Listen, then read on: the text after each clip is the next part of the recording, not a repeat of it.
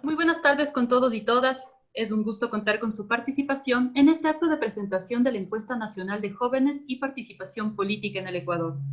Para la apertura del evento, contaremos con las intervenciones de Felipe Burbano de Lara, director de Flaxo de Ecuador, Ana Patricia Muñoz, directora del Grupo Faro, y Juan Enrique Quiñones, representante adjunto de UNICEF. El análisis de la encuesta estará a cargo de Paulina Recalde, de Perfiles de Opinión, Alexandra Escobar, oficial política social de UNICEF, y Franklin Ramírez Gallegos, coordinador de la Encuesta Nacional de Jóvenes y Participación Política y profesor investigador de Flaxo Ecuador. Iniciamos con las palabras de bienvenida a cargo del doctor Felipe Burbano de Lara, director de la Flaxo.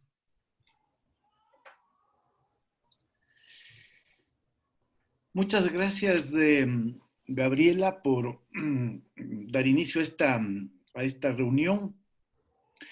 Y primero, bueno, un saludo cordial a Ana Patricia Muñoz, directora del Grupo Faro, a Juan Enrique, representante adjunto de UNICEF, al profesor Franklin Ramírez, profesor de Flaxo y quien ha coordinado esta segunda encuesta nacional de jóvenes y participación política, y a Alexandra Escobar y Paulina Recalde, quienes van a participar con sus comentarios en este evento. A mí me da mucho gusto inaugurar esta reunión para presentar y hacer el lanzamiento de los resultados de esta segunda encuesta nacional de jóvenes y participación política que se realizó en el 2019. Este trabajo en realidad llena un vacío de información estadística en este ámbito específico respecto de los jóvenes. El Ecuador, a diferencia de otros países de América Latina, que vienen realizando por lo menos desde hace 2 décadas encuestas periódicas regulares para obtener información específica sobre el estado de las juventudes en sus respectivas naciones. En el caso del Ecuador hay un rezago y hay una falta de institucionalización, si cabe la expresión, de estos procesos para acercarse a los jóvenes y recoger sus impresiones, sus opiniones, sus perspectivas respecto de la vida política. En los países en donde se ha institucionalizado este proceso, las encuestas de información, de levantamiento de información, se realizan con una periodicidad de entre 3 y 5 años. En el caso del Ecuador, este esfuerzo conjunto entre Flaxo, el Grupo Faro y UNICEF nos ha permitido hacer esta segunda encuesta, ahora en el 2019, luego de un primer ejercicio similar que se pudo hacer en el 2011.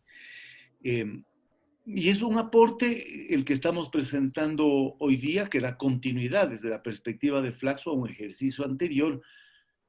Es un aporte de información, es un aporte estadístico, es un aporte para el conocimiento de las perspectivas que los jóvenes tienen frente a la política, porque ninguna instancia pública tiene a cargo la generación de este tipo de estudios. Entonces, por lo tanto, esta información que se va a presentar hoy día es una información que genera datos, perspectivas respecto de los jóvenes que permiten que el Ecuador tenga alguna información como otros países de América Latina y dar continuidad a un ejercicio que se hizo por primera vez en el 2011. Este es un ejercicio, el primero que se hizo en el 2011, que buscaba explorar las prácticas de participación de los jóvenes ecuatorianos. Y ese fue un proyecto que se realizó por iniciativa de Ágora Democrática y tuvo la coordinación económica de Flaxo Ecuador a través de Franklin Ramírez. Esa fue una investigación que, bueno, se encadenó con una serie de estudios de caso que se habían hecho previamente y que arrojó un cuadro muy interesante de información que en algún sentido traía resultados contradictorios, ¿sí?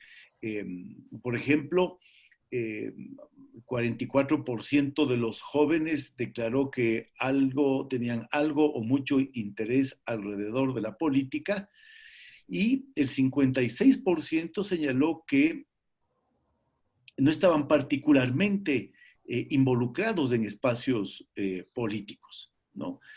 Y esta relación, digamos, de los jóvenes con la política es un elemento fundamental de la vida democrática, porque marca de alguna manera la continuidad y la renovación de la vida democrática a través de la capacidad que tiene de ir involucrando a los jóvenes en sus prácticas y en sus valores políticos. Un dato muy interesante que arrojó la encuesta del 2011 fue que las determinantes de participación en todas sus expresiones estaban íntimamente conectadas con el nivel socioeconómico y educativo de los encuestados. Y lo que mostró ese estudio es que a mayor nivel de instrucción y mayores recursos económicos, hay mayor implicación en prácticas participativas de diverso tipo.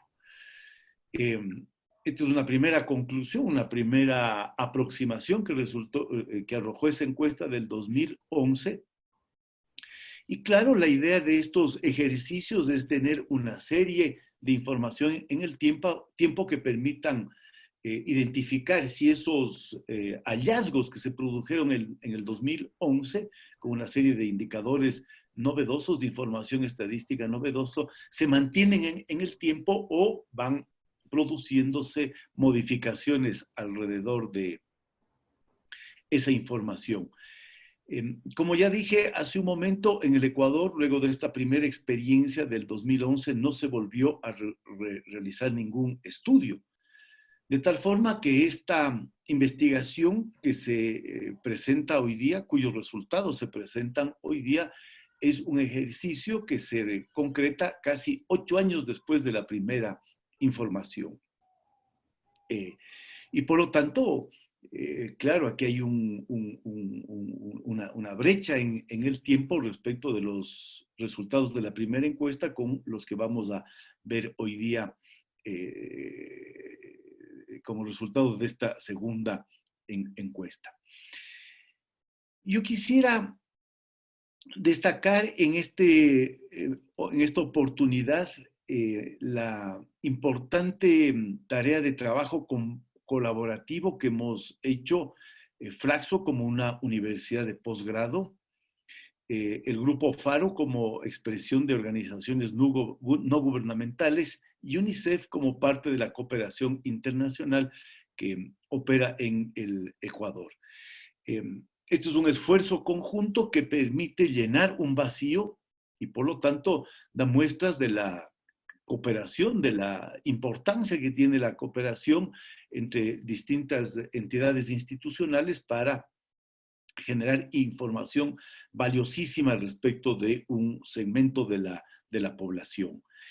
En el caso de Flaxo, este es un proyecto que ha podido financiarse con recursos que provienen del Fondo de Desarrollo Académico. Este es un fondo que Flaxo creó ya hace algunos años, que se alimenta de distintas fuentes y que permite financiar y estimular la investigación de profesores titulares de la sede. Sin embargo, en los últimos años, en la última convocatoria, este fondo ha tenido una proyección distinta, incorporó la posibilidad de financiar proyectos colectivos, y esa modalidad de financiamiento de investigación abre otras perspectivas de explorar posibles financiamientos para proyectos como este que se está presentando hoy día.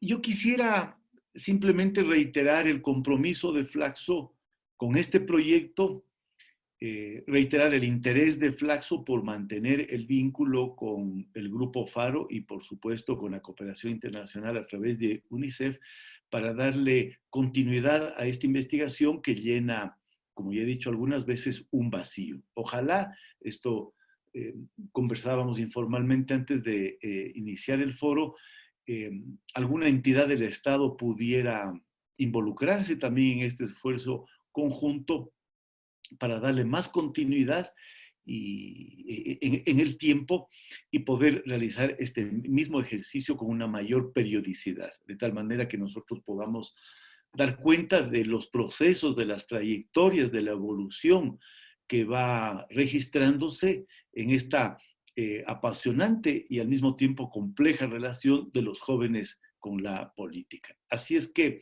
felicitaciones a Franklin por haber coordinado este proyecto, por presentar hoy los resultados, agradecer al Grupo Faro y a UNICEF por formar esta alianza de cooperación con una entidad académica como somos nosotros, Flaxo Ecuador, y reiterar el compromiso y el interés nuestro por mantener este vínculo de cooperación y de trabajo conjunto. Eso, muchas gracias. Muchas gracias, Felipe. Escuchemos ahora la intervención de Ana Patricia Muñoz, directora del Grupo FARO. Muchísimas gracias. Queda poco por decir luego de esas sabias palabras de Felipe, donde de forma reiterada nos ha aclarado muy bien el hueco que viene a llenar esta investigación. Y yo me atrevería a adicionar que hay dos huecos más que llena este proceso. El uno justamente es el de la colaboración entre una organización de sociedad civil, entre la academia y entre la cooperación internacional. Y esto nace desde una iniciativa que lideraba Grupo Faro, que se llamaba la Iniciativa UNOS, financiada por la Unión Europea. Y esta iniciativa en su nombre tiene a la universidad y a la sociedad civil. Buscaba potenciar los vínculos entre las organizaciones de sociedad civil y la academia. Y justamente tenía tres componentes, uno de formación, uno de investigación y uno de vinculación con la comunidad. Lo implementamos conjuntamente con varias organizaciones, incluida la PUSE y Fundación Esquel. Y desde el diseño mismo de esta iniciativa, le asignaron a Grupo Faro liderar la parte de investigación, es decir, a un centro de investigación como Grupo Faro, que es una organización de la sociedad civil, lideraba la parte de investigación.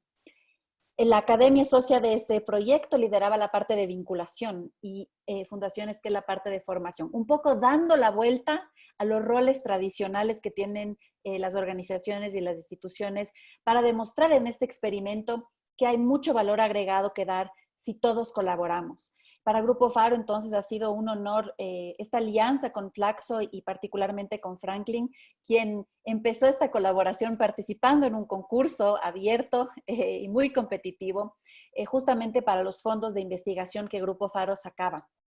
Y cuando sacamos estos fondos, donde hacíamos además un proceso de selección ciego para que sea el mérito el que triunfe, lo que nos dábamos cuenta es que realmente el ecosistema de financiamiento de investigación en el Ecuador es muy débil, por decir no existente. Incluso para nosotros poner los parámetros de cuánto deberíamos, ¿no es cierto?, de cuánto deberían ser estos fondos, como internacionalmente se lo hace, habían muy pocos casos. Y por eso yo creo que esta alianza, este proyecto, este proceso, también viene a llenar ese vacío que existe.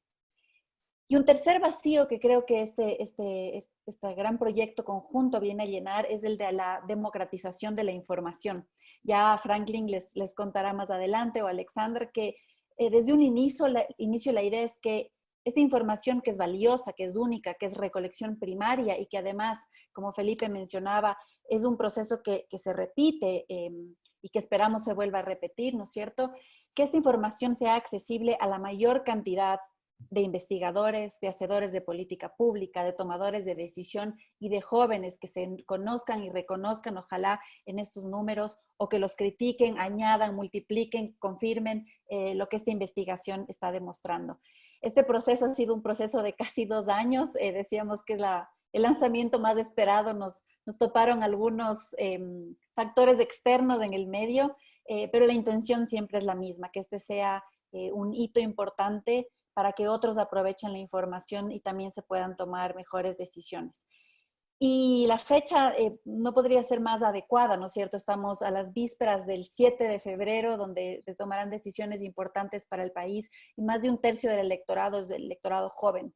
Así que es fundamental que tomemos en serio los datos de esta recolección de información, pero también que tomemos en serio estos lazos que hemos creado y agradezco el compromiso de Flaxo, Felipe, para continuar este trabajo que parece de hormiga, pero que es muy importante. Así que con eso, a nombre de Grupo Faro, les agradezco. Es un honor para mí añadir esta bienvenida a este espacio y nos queda una agenda de investigación de por lo menos año y medio con estos datos y prepararnos ojalá a la siguiente recolección de información en unos años más. Muchísimas gracias.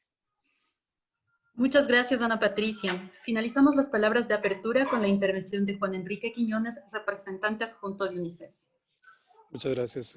Yo quiero primero, en nombre de nuestro representante Joaquín González Alemán, agradecer a Flaxo y al Grupo Faro por esta alianza que ha permitido concluir con esta segunda encuesta y que creo que arroja resultados muy interesantes. Yo quizás quiero ser breve, pero resaltar 3 cuestiones que me parecen a mí importantes. La primera de ellas tiene que ver que tenemos que entender la participación política no como aquella participación que se da únicamente en vehículos electorales, sino como aquella que permite a adolescentes y jóvenes manifestar su opinión y garantizar su participación en asuntos que afectan sus vidas. Yo creo que esto es fundamental tenerlo en cuenta porque es a partir de eso que se puede entender entonces los resultados de esta encuesta. Lo segundo que quisiera resaltar es que América Latina en general es un subcontinente marcado por la desigualdad y que esta desigualdad genera exclusiones y que estas exclusiones se manifiestan de diferentes maneras. Pero cuando estamos hablando de adolescentes y jóvenes se manifiesta de 2 maneras muy importantes. Primero, la exclusión educativa, que no permite que estos grupos poblacionales puedan realmente competir en mercados laborales de manera adecuada. Y la segunda es obviamente esa exclusión laboral que se da precisamente por carecer de las herramientas necesarias para participar, pero sobre todo en un mercado que es cada vez más globalizado. Entonces creo que esto es fundamental entenderlo también, porque eso me lleva al tercer punto que quiero resaltar y que es que América Latina en general es también un continente muy joven. Es decir, cuando uno mira las estadísticas poblacionales, las pirámides poblacionales de los diferentes países de América Latina, uno se da cuenta que realmente la masa poblacional está concentrada en las edades de adolescentes y jóvenes. Y creo que esto representa una oportunidad, pero también un riesgo. Una oportunidad en el sentido en que cuando los gobiernos comiencen a entender sobre la importancia de invertir en estos grupos poblacionales, están generando capital humano que a futuro genera desarrollo para estos países.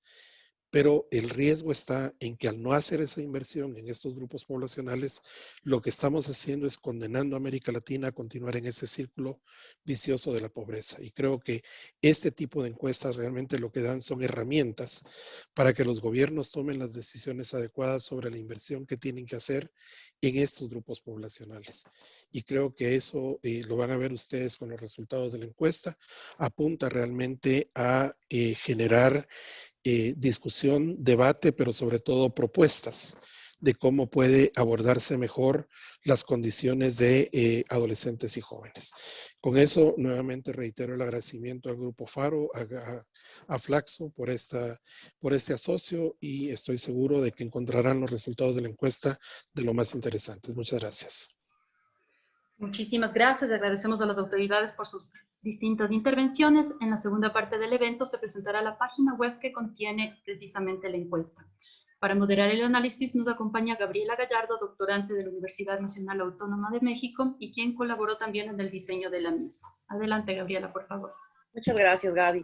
Bueno, buenos días con todas y con todos. Bueno, como me presentó Gabriela, también me llamo Gabriela y formé parte de este equipo que construyó esta segunda encuesta nacional de jóvenes y participación política en Ecuador.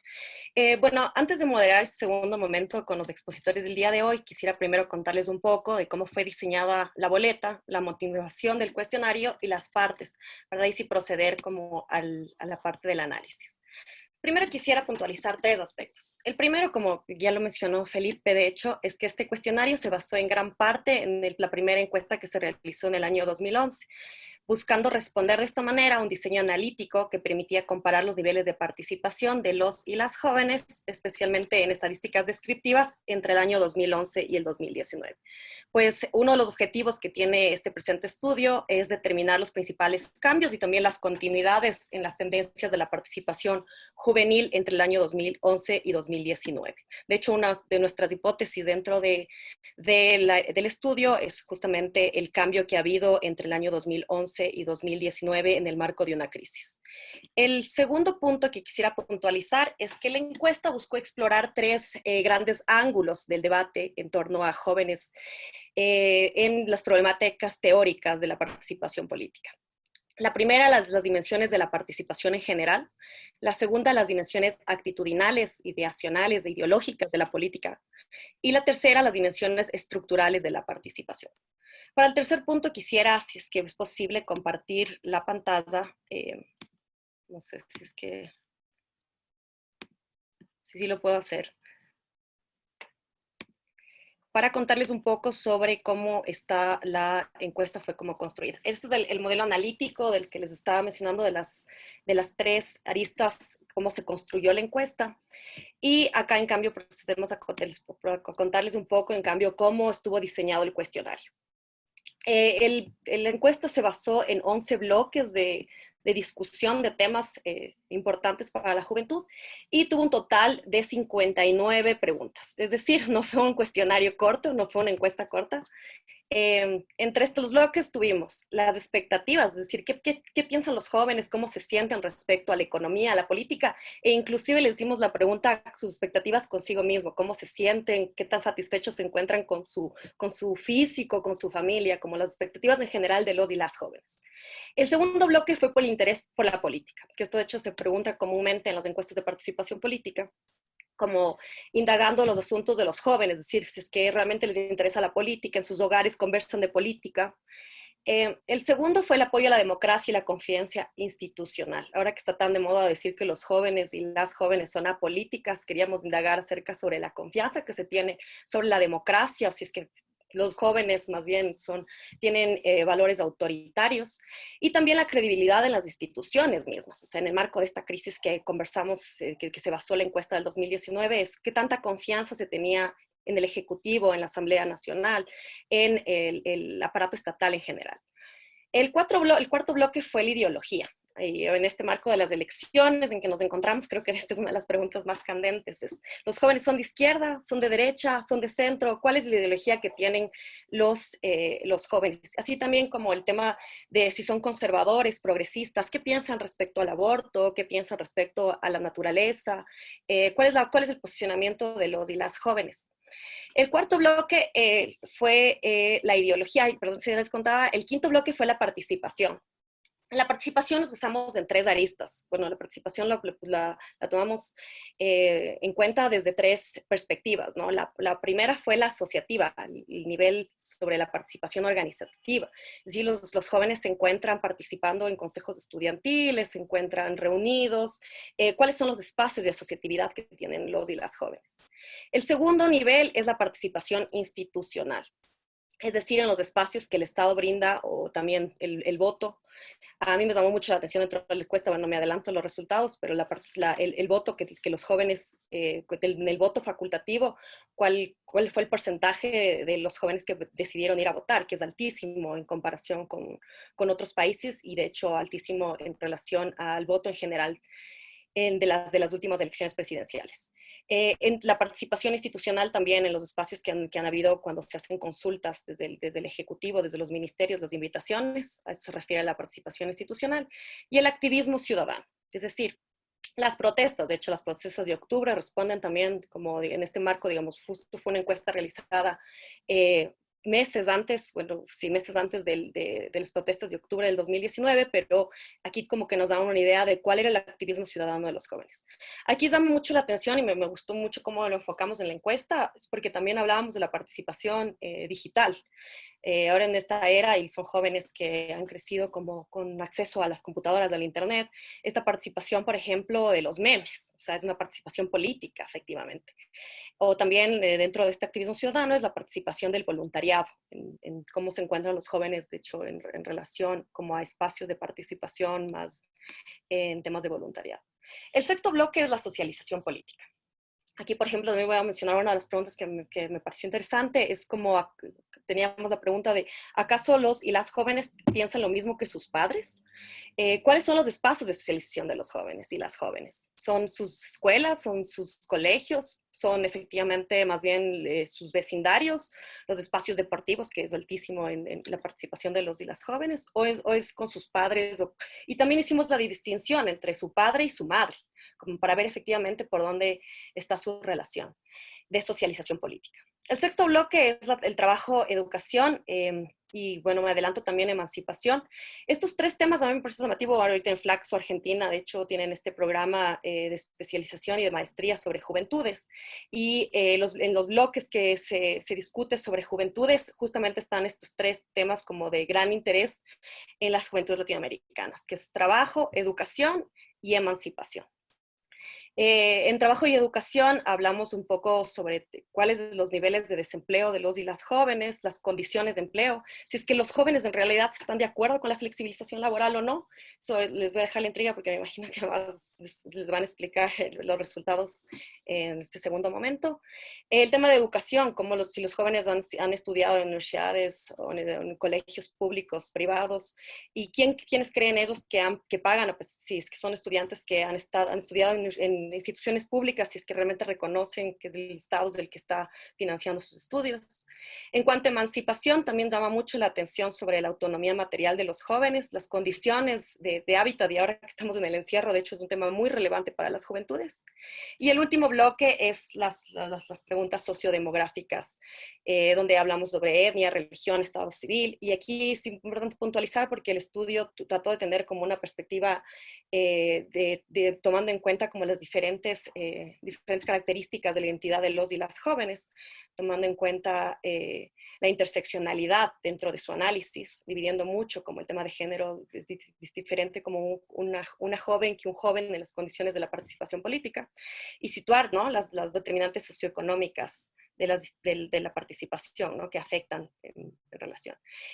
No me voy a extender más, pero esto es como en general cómo la encuesta y la boleta fue desarrollada, y ahora sí creo que vamos a pasar a un segundo momento, que es como más bien conocer un poco más sobre cómo estuvo diseñada la encuesta con los actores que estuvieron, que hicimos como un equipo muy bueno, en donde se encuentra Paulina Recalde, Alexandra Escobar y Franklin. Bueno, Paulina va a exponer durante 10 minutos el tema sobre metodología y muestreo de esta segunda encuesta.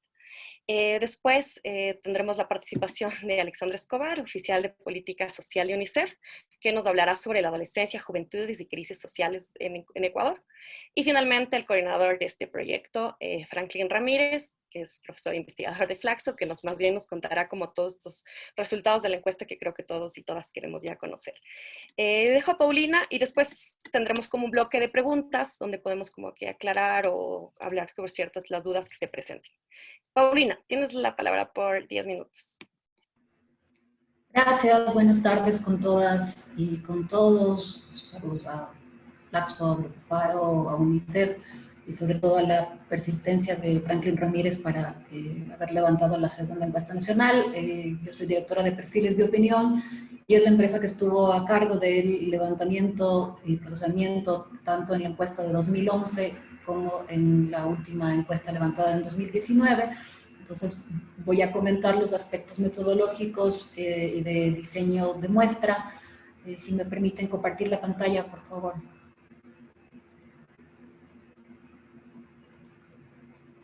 Creo que todos podemos compartir. Oh. Sí. Ok, entonces, como antecedentes, mencionar que en 2011 ya se había señalado, se aplicó la primera encuesta nacional de jóvenes y participación política, que esta permitió una línea de base realmente en diseño y medición de indicadores para dar cuenta de varias dimensiones de organización y participación política de este segmento. En 2011 aplicamos 4.249 encuestas y esa encuesta, esa base permite hacer inferencias para las provincias que acá describo, Pichincha, Guayas, Manabí, Azuay y Napo, tanto para urbano como rural, y los segmentos que denominamos resto sierra, resto costa y resto Amazonía, para hombres y para mujeres y para 3 rangos etarios que en la encuesta de 2011 era de 16 a 19, de 20 a 24, 25 a 29 años. Entonces, en 2019 la necesidad que se planteó es la de hacer una medición comparativa con la encuesta nacional de 2011, pero con la novedad de la incorporación del rango etario inferior de 12 a 15 años, que no había incluido la encuesta nacional del año 2011. Para que tengamos presente cuál es la población a la que está investigando esta medición, la población total proyectada para el año 2019 por el INEC fue de 17.267.986, y de esta la población de jóvenes, es decir, quienes se encuentran entre los 12 a 29 años de edad, que es la población que incluye esta medición, llega a 5.454.122, equivale entonces al 31.59% de la población. Acá lo pueden ver ilustrado simplemente para que tengan la referencia de cuánto significa esta población en relación a la población total, y la proporción también de presencia de esta población en las regiones que abarcó la encuesta: costa, sierra y Amazonía. Esto para que tengamos presente, como digo, la población. Ahora, ¿cuál es el universo de esta medición? El universo son individuos de 12 a 29 años que residen en Ecuador, y es importante señalar que la condición es que residan en Ecuador, no que sean ecuatorianos, porque en esta ya nos encontramos con población inmigrante también en algunos casos. El primer estudio realizado, decíamos, no había encontrado como universo a la población de 12 a 15 años. La referencia de uno de los auspiciantes es de UNICEF, que define a la adolescencia como aquel tramo de edad que se coloca como una etapa transicional decisiva en el desarrollo de un niño.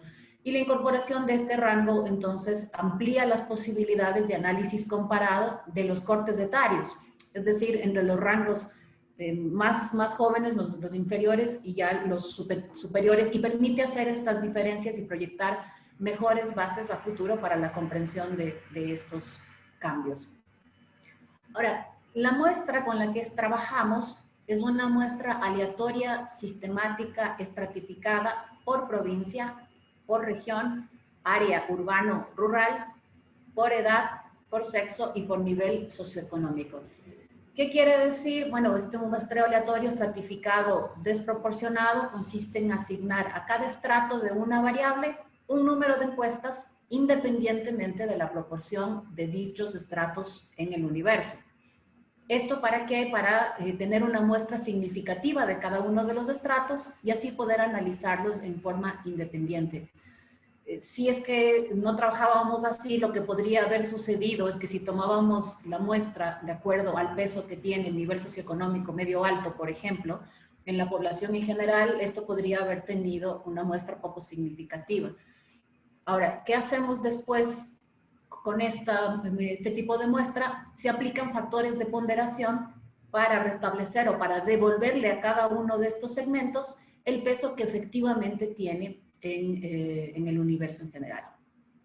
Para el efecto se tomó el dato de población de las provincias de Pichincha, Guayas, Azuay, Manabí y Sucumbíos, y de las que denominamos las regiones resto de sierra, resto de costa, resto de Amazonía.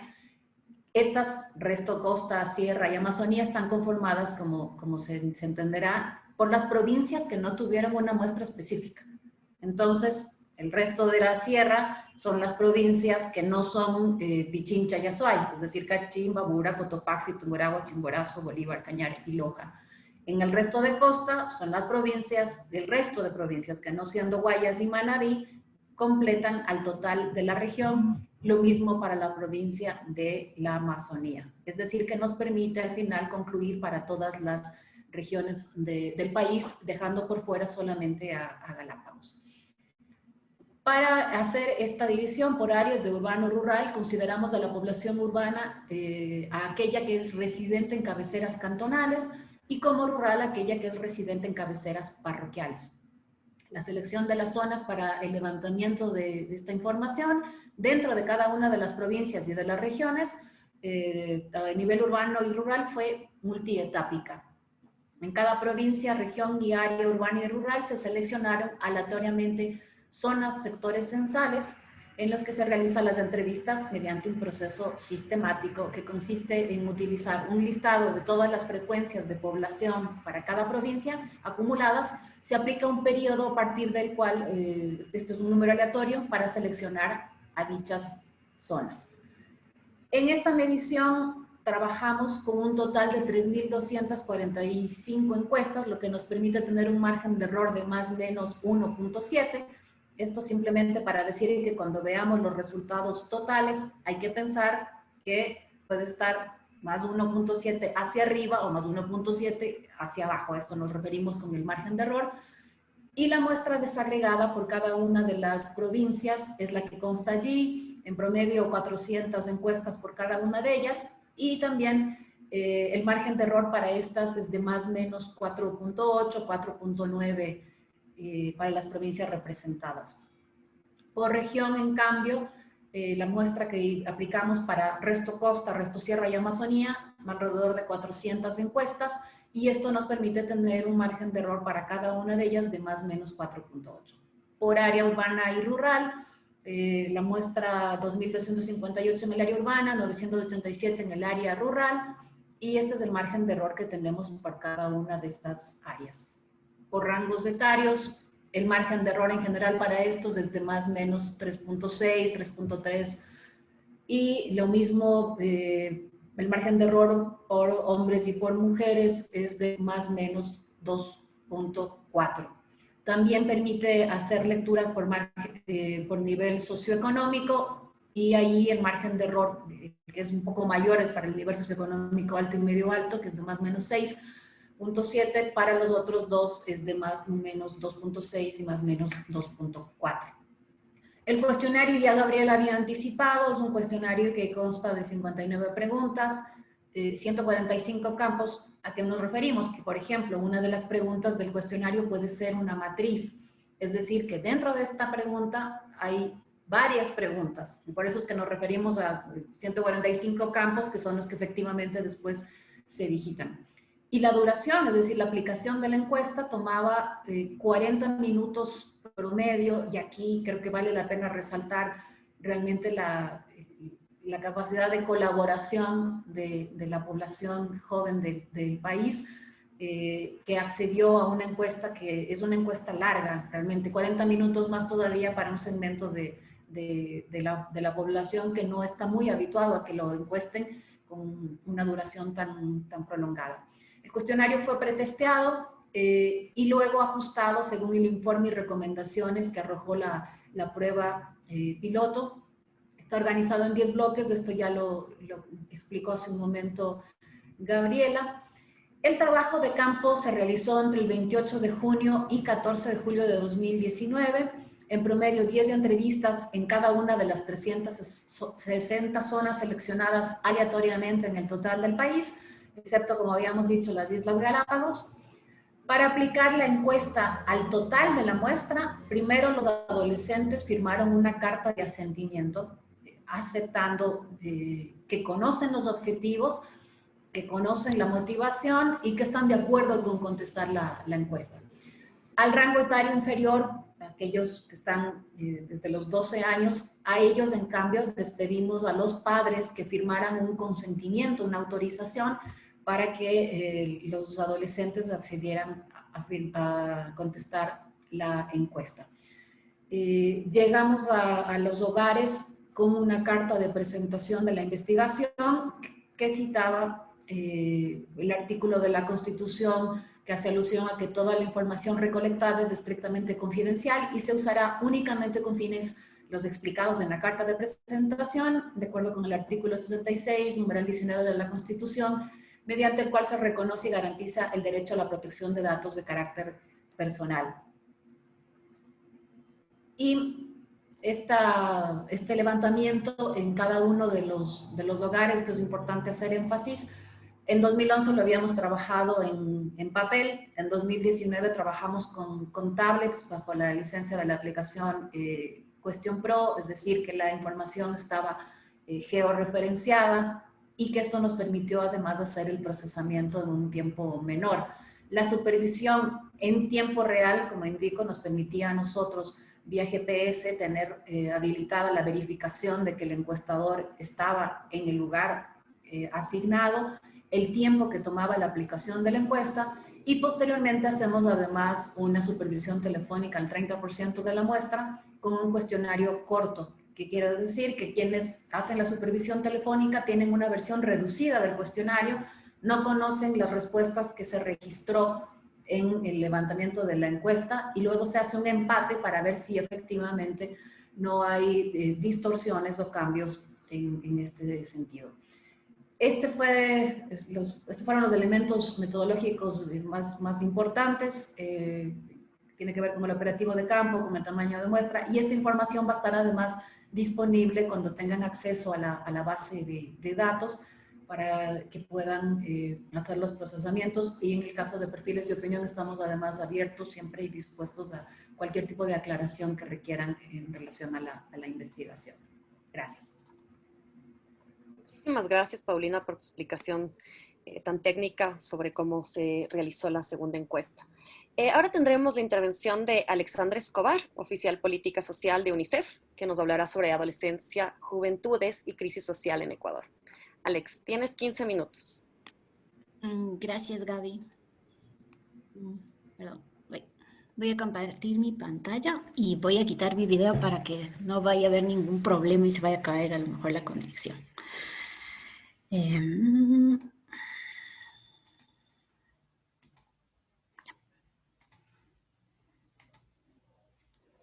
¿Me confirman si ven, por favor? Sí, Alex, estamos viendo. Perfecto.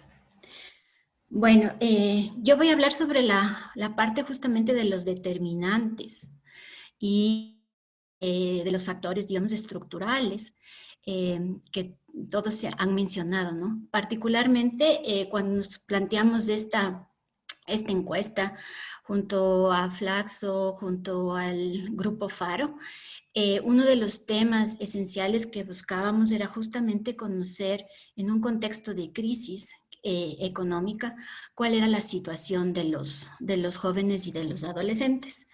También quisiera, antes de empezar, resaltar que este ejercicio, por primera vez, como mencionó Paulina, incluye a los adolescentes.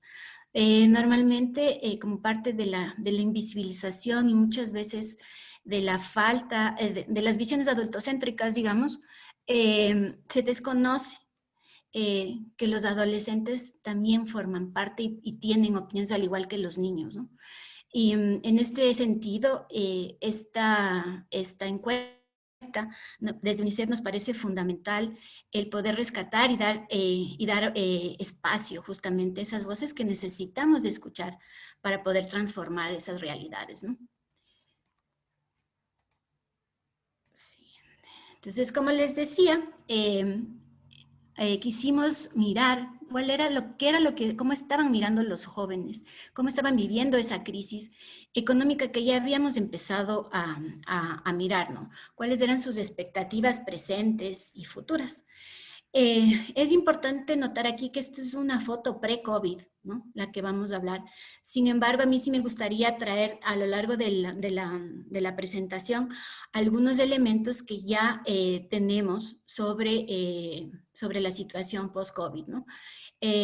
Y que definitivamente a lo que apuntan esos es hacia un mejoramiento del bienestar de la población, sobre todo de los grupos más vulnerables, en mayor situación de vulnerabilidad, donde justamente niños y jóvenes son parte de esos grupos, ¿no? En un estudio que realizamos nosotros también recientemente, se revela que para finales del 2020, como resultado del impacto de la COVID-19, 1.1 millones de personas caerían en situación de pobreza, 1.1 millón de personas más, ¿no? En pobreza por ingreso. Y también esto lo que nos lleva es desde el ámbito de la pobreza multidimensional.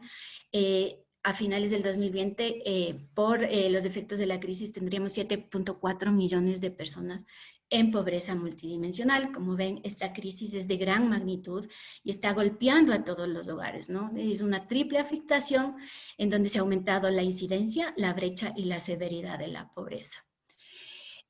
Como parte de esos determinantes, también indagamos sobre la educación, el empleo y la emancipación juvenil en este caso. Pues estos tres forman parte nodal de cómo se van a transformar esos proyectos de vida, cómo van a ser esas construcciones de los proyectos vitales de los jóvenes. Y nos preguntamos sobre ello, al igual, y especialmente educación y empleo, ¿no? Como nos mencionó Juan Enrique, van a marcar esos procesos de emancipación, ¿no? Como consecuencia de la crisis que vivimos actualmente de la COVID-19, vemos que dos de estos elementos, educación y empleo, han sufrido un profundo remesón, ¿no? Se han trastocado por completo el tema de la educación. Ahora prácticamente la educación está siendo virtual por la situación, con lo cual se ha profundizado la desigualdad y el empleo también. Ya era el mercado laboral ya venía teniendo dificultades para que los jóvenes pudieran acceder, y ahora nos enfrentamos frente a un nuevo mercado laboral, ¿no? Y en todo este contexto que miramos cómo va a darse esa inserción y esa inclusión si no se toman las medidas adecuadas. Desde la parte de la encuesta, digamos, de los determinantes, lo que observamos fueron estas dimensiones socioeconómicas, ¿no? De la encuesta a las que yo me referiré. Crisis social, trabajo, educación y expectativas sociales. Dentro también del análisis se miraron las características sociodemográficas de los jóvenes. Y aquí una foto muy, muy interesante de los jóvenes y adolescentes del Ecuador, ¿no? Primero, un 72.5 no tiene hijos, pero el resto tiene hijos, y el promedio de hijos es de 1.5. La distribución, mestizos, como somos un país diverso, mestizo, indígenas, blancos, montubios y afroecuatorianos, la mayor parte obviamente mestizos. Y también estamos marcados por la migración, ¿no? El 96% de los jóvenes y adolescentes entrevistados eran ecuatorianos, pero también había un porcentaje de población venezolana y de otras nacionalidades, lo cual también da otra tónica, ¿no? a la composición. Religión, 69.1% católicos, 14.2% no declararon no se adscribieron a ninguna religión, 12.4% evangélicos y 3.9% de otras religiones. Y el estado civil, las 3/4 partes prácticamente solteros, unión libre y casados, ¿no? Y divorciados. Básicamente la foto de lo que vemos aquí es de lo que sería la generación de millennials y la generación Z, ¿no? La mayor parte de la población actualmente en el Ecuador, de jóvenes y adolescentes, más bien forma parte de la generación Z y mucho menos de los millennials. 3 de cada 10 habitantes tienen entre 12 y 29 años. Y tan solo la mitad de los jóvenes, entre 18 y 29 años, tiene educación secundaria completa. Estos ya son algunos elementos que nos van delineando ese perfil, y también cómo esto irá marcando, ¿no? Las trayectorias de vida de los jóvenes y adolescentes. Uno de los primeros elementos que indagamos fue sobre cuáles eran sus preocupaciones, ¿no? Como les digo, esta foto que estamos viendo aquí es un momento pre-COVID. Y aquí lo comparamos contra el 2011. Justamente vemos que drogas, desempleo, alcoholismo, delincuencia y crisis económica representaban ya las mayores preocupaciones. Evidentemente esta foto puede haber cambiado en este momento, la crisis económica seguramente debe haberse incrementado, pero lo que vemos, por ejemplo, aquí en esta foto es que los temas de drogadicción y alcoholismo se mantuvieron más o menos similares, ¿no? Entre las principales preocupaciones de los jóvenes, como ese primer plano. Pero tanto el desempleo como la delincuencia, la crisis económica, la pobreza y la corrupción crecieron rápidamente entre el 2011 y el 2019. Entonces, vemos en esta foto que el escenario de crisis se empezaba ya a instalar en ese imaginario de los jóvenes, ¿no? Lo estaban viviendo y por eso una preocupación. Aquí miramos por cortes etarios y la crisis económica se mostraba, ¿no? Ya como una preocupación consistente a partir de la adolescencia tardía. Y por adolescencia tardía me refiero ya entre los 16 y los 19 años. El desempleo obviamente preocupaba a mayor edad, porque son los que están insertados en el mercado laboral principalmente. Mientras que la droga y el alcohol, en cambio, son preocupaciones más latentes y más presentes en los más jóvenes, ¿no? Los y los adolescentes se sentían más vulnerables frente a la violencia y a la inseguridad. También este es un dato importante que nos revela esta encuesta. También, a partir de las problemáticas, también miramos cuáles eran esos impactos de la crisis en sus vidas, cómo lo estaban leyendo, ¿no? Cómo lo estaban viviendo. Y aquí, nuevamente, ¿no? Asociado a la crisis, el tema de ingresos de sus hogares, desempleo, inseguridad y violencia, eran las principales afectaciones como ellos estaban viviendo la crisis ya en ese tiempo. Y claro, el tema del ingreso se ha deteriorado mucho más en este tiempo, justamente con las proyecciones que les doy de pobreza.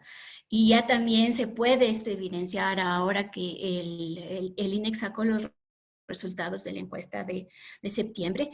Vemos que hay dificultades con el ingreso de los hogares y eso es una manera en cómo está impactando la vida de los jóvenes, ¿no? El ingreso de los hogares subió sostenidamente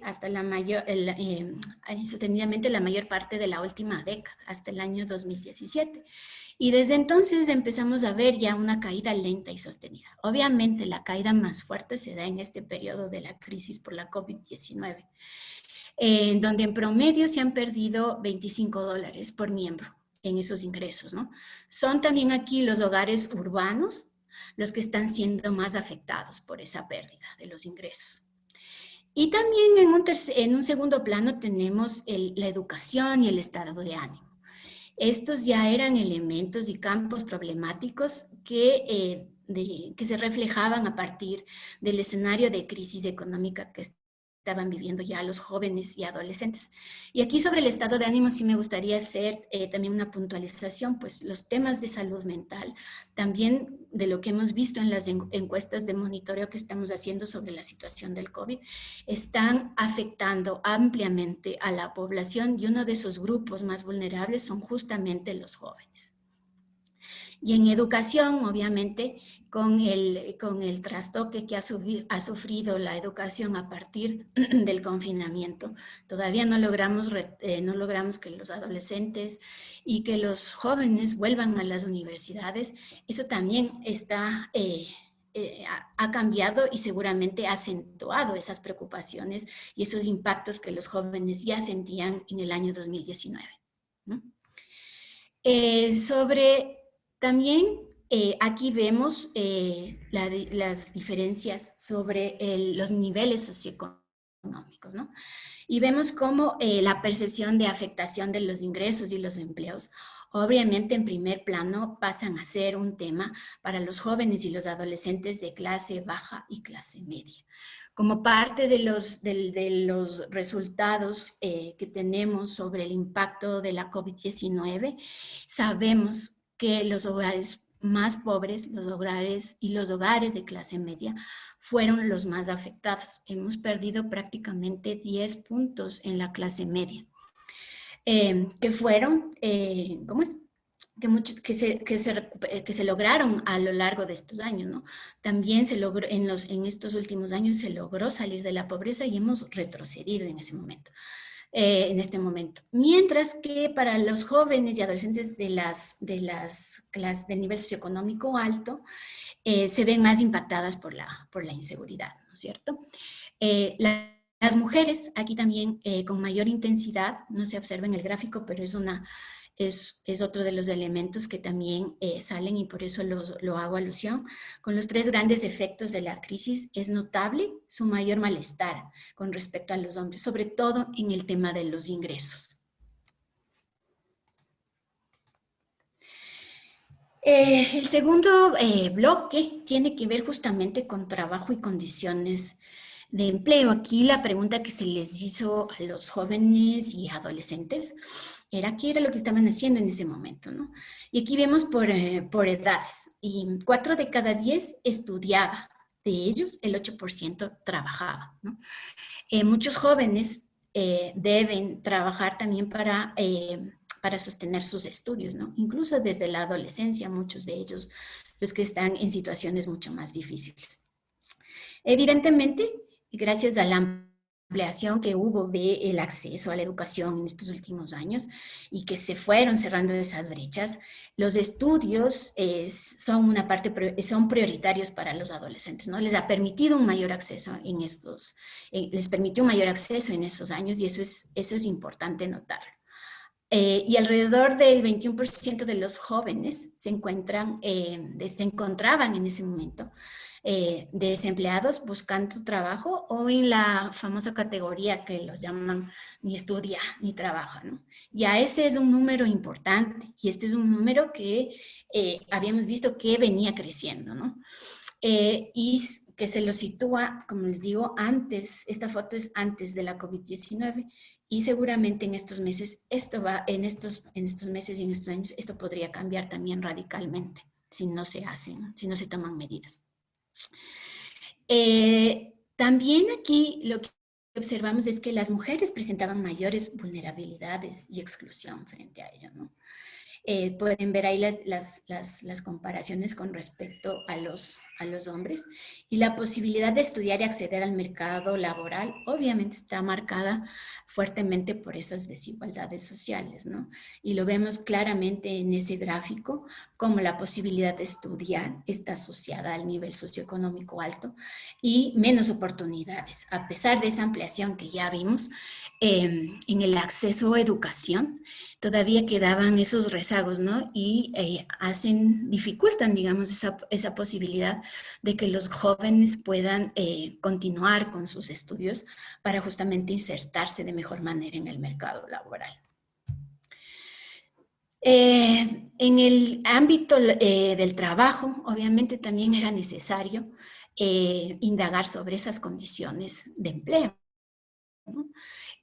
Históricamente, el empleo juvenil siempre ha estado como en desventaja, digamos, ¿no? En los últimos años frente al resto del empleo y las condiciones son mucho más precarias, ¿no? Entonces, en esta foto, cuando conversamos con los jóvenes y los adolescentes con quienes estaban trabajando, obviamente, un poco más de la mitad trabajaba en el sector privado, ¿no? Entonces, es el sector privado principalmente el que genera y da esas fuentes de empleo. 3 de cada 10 tenía un negocio o trabajaba por cuenta propia y solo 1 de cada 10 estaba vinculado al servicio público. En cuanto a las condiciones de trabajo, solo 1 de cada 4 tenía un empleo estable, ¿no? Eso ya también es una alerta que venía ya configurándose esa foto y sosteniéndose.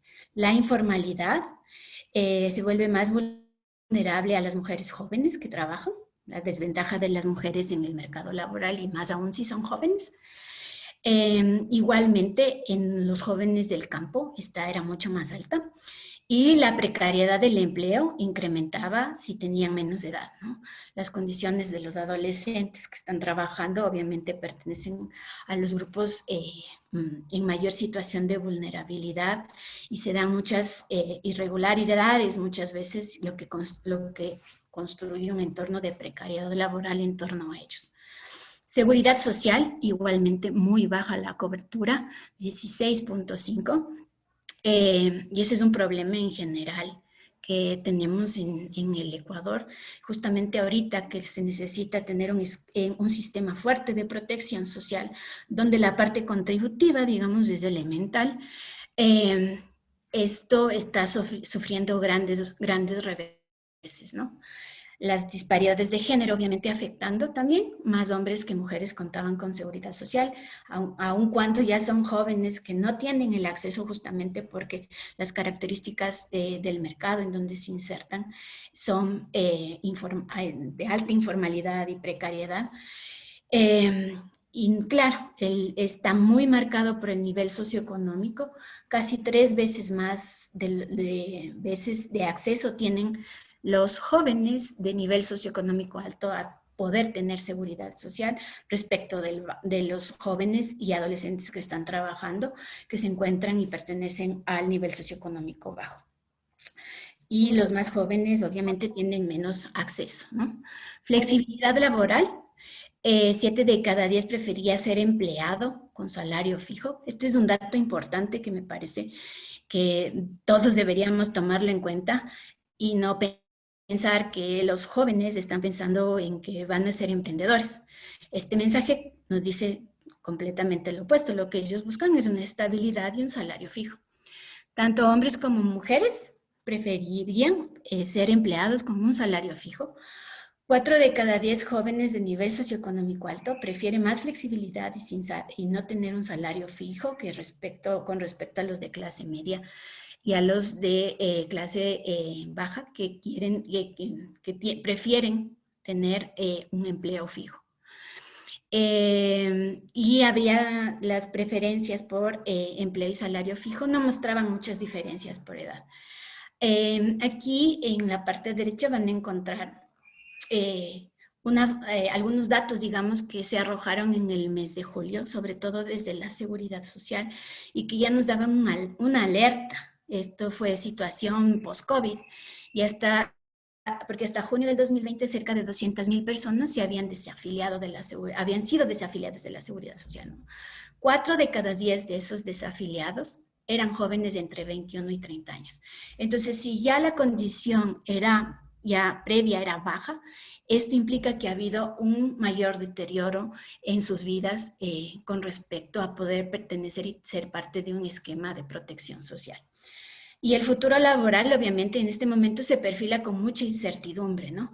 Para los jóvenes y las jóvenes que ya tenían una situación de desventaja. Alex, perdona que te corte, pero por temas de tiempo te quedan 2 minutos. Ya. Educación. En educación, lo que miramos aquí es básicamente que 7 de cada 10 jóvenes, primero 1 de cada 2 jóvenes era estudiante en el 2019 y la mayoría estaban en el sistema público.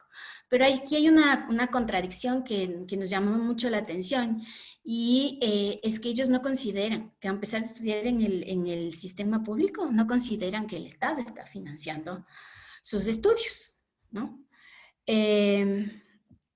Y sobre exclusión, obviamente lo que vemos aquí es que la desigualdad, hay como 4 causales, ¿no?, que interrumpen los estudios en la vida de los jóvenes, ¿no? La desigualdad socioeconómica, la vocación por aptitud académica, la formación de un hogar propio, como vimos, muchos tienen hijos, y en cambio el tema relacionado al funcionamiento, al ingreso del sistema de educación es parte, pero no es la parte principal. Entonces, como ya no me queda mucho más tiempo, voy a pasar directo a las conclusiones. Tal vez aquí solo quisiera resaltar sobre este último punto que también nos parece importante, y es justamente mirar cómo hay esa desconexión en las expectativas que tienen hacia los próximos años los jóvenes, ¿no? No hay una conexión ni se ven involucrados con el Estado, ¿no? Y el futuro lo diferencian muy claramente, ¿no? Los desarrollos colectivos de la nación no inciden sobre sus trayectorias de vida. Y aquí un elemento que yo quisiera llamar la atención es las expectativas que tienen sobre la democracia. 31.15% tiene expectativas positivas sobre la democracia y sobre la economía del país. Este indicador vemos que ha venido cambiando a lo largo en estudios a nivel global sobre la satisfacción con la democracia. Vemos que conforme van avanzando las generaciones hay mucho menos credibilidad y esperanza sobre la democracia, ¿no? Y creo que parte de esto puede explicarse en esos indicadores que acabamos de ver, que finalmente construyen una exclusión de los jóvenes, ¿no? En el sistema actual. Entonces, no hay una relación ahí, creo que eso sería importante trabajar. Y finalmente, para terminar, el Ecuador todavía es un país joven, ¿no? Como vimos, 3 de cada 10 habitantes tienen entre 12 y 29 años. Solo la mitad de estos jóvenes ha terminado la secundaria y sus condiciones laborales, que ya eran precarias antes de la pandemia, vemos que ahora esas condiciones se han deteriorado. La crisis que provocó la COVID-19 nos implicó una pérdida de 10 años en la lucha con la pobreza. Y con estos impactos que ha sufrido tanto el mercado laboral como la educación, lo que vemos es que las desigualdades estructurales que ya venían recorriéndose y acentuándose, si no son superadas, van a marcar para siempre el destino de estos jóvenes y de sus futuras generaciones. Pero a pesar de tener esta crisis y de estos tiempos de incertidumbre, la crisis también ofrece oportunidades para transformar esos proyectos vitales de los jóvenes y de los adolescentes. Y aquí me gustaría dejar 4 puntos finales. Primero, que pensar que vamos a salir ahorrando de esta crisis no va a suceder, y con políticas de austeridad mucho peor. La reactivación de la economía debe buscar ese crecimiento con condiciones de equidad y de redistribución, ¿no? Y de inclusión. Invertir y generar capacidades y oportunidades para los adolescentes y los jóvenes es la gran tarea que le queda al país. Ahora tenemos justamente una oportunidad también de fortalecer ese vínculo entre educación y trabajo para transformar y cerrar las brechas, nuevas brechas como las brechas digitales que tenemos. Y la estrategia de recuperación y de respuesta no puede perder de vista los años ganados en esa movilidad social y en el acceso a educación y mercado laboral que tuvieron los jóvenes. Y no puede permitir que esas transformaciones se detengan y que las condiciones sigan empeorando. Y aquí finalmente, para terminar, justamente pensar, ¿no? Que quiénes van a pagar la deuda, porque en este momento muchos de los países se están endeudando justamente para poder responder. Si no invertimos ahora en los jóvenes, ¿quién va a poder pagar esa deuda si no hay las capacidades para poder generar justamente desde la economía? Eso sería un poco lo que nosotros teníamos preparado para contarles sobre estos determinantes, digamos, que marcan las trayectorias de las vidas de los jóvenes y que evidentemente tienen una incidencia directa sobre los temas de participación política. Y ahora creo que es Franklin quien va a continuar justamente con el análisis. Gracias. Muchas gracias, Alex, por tu intervención y también por tus reflexiones finales en frente que nos mencionabas sobre los jóvenes en medio de esta crisis económica y política.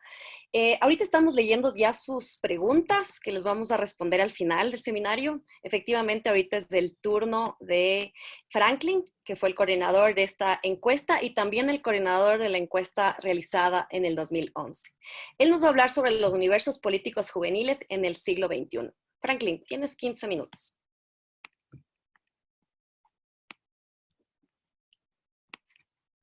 Creo que tienes que activar tu micrófono y bueno, hasta eso vale, creo que vamos a... Perfecto, muchas gracias, Gaby. Gracias a todos los que antecedieron el uso de la palabra, en particular a Felipe, Ana Patricia y Juan Enrique, por la presentación general de la encuesta. Sí, efectivamente, este es un trabajo que empezamos a mediados del 2019 y que por la coyuntura política y la de la pandemia recién podemos presentar ahora. No quiero empezar el análisis sin antes agradecer a varias personas que colaboraron en la construcción de esta boleta, más allá de la colaboración institucional que forjamos. En particular, el trabajo de Gabriela Gallardo fue fundamental en la construcción de la encuesta. También el trabajo de Paulina Recalde de Perfiles de Opinión para levantar la encuesta de modo súper profesional y con un impecable trabajo de campo fue fundamental para tener una data sólida y consistente y para poder sobre todo comparar con los resultados del 2011.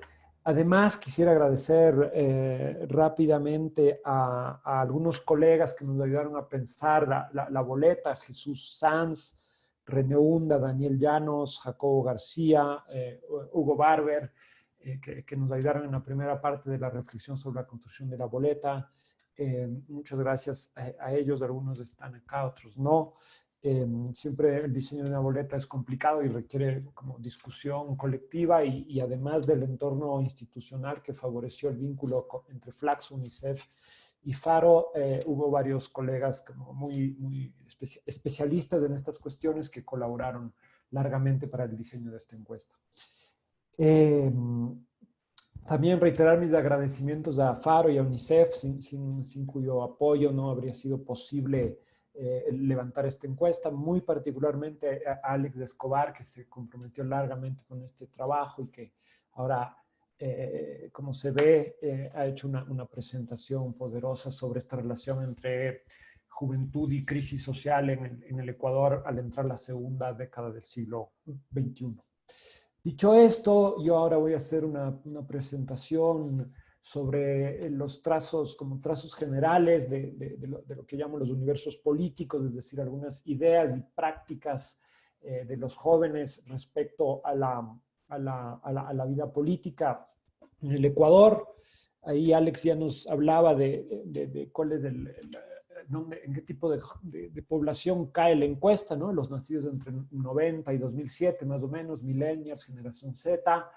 Esto tiene que ver alude a 3 de cada 10 personas en el Ecuador que caen en tales rangos de edad. Son generaciones enteramente atravesadas por la cuestión democrática. Un primer ámbito de análisis que también estaba presente en el 2011, voy a tratar aquí de hacer algunas comparaciones y enfatizando sobre todo en los recortes de clase, género y algo de lo territorial.